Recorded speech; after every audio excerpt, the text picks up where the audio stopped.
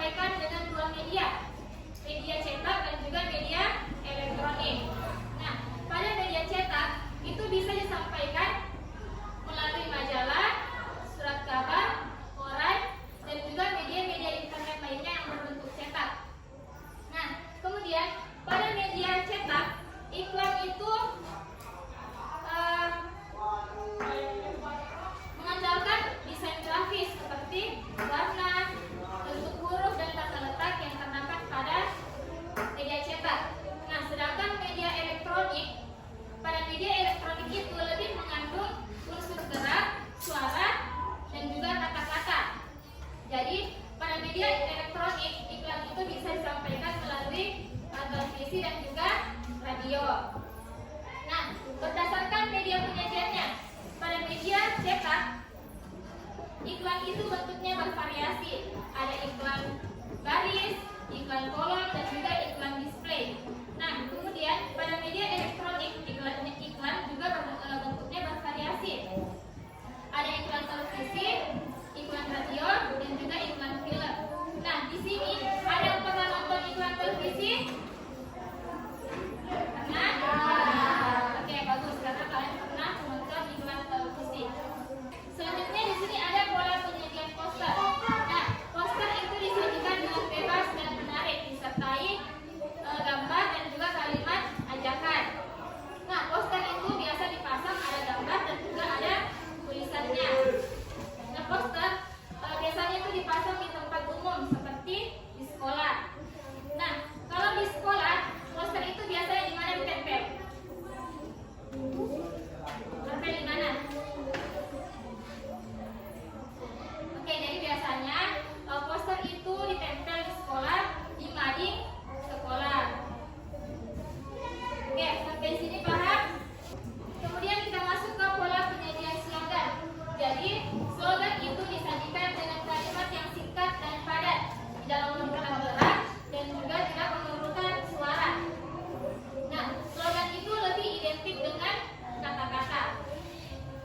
Nah, ini ada contoh slogan. Jadi dari slogan ini bisa kita lihat dia lebih identik dengan kata-kata, tidak memiliki gambar dan juga tidak memiliki suara.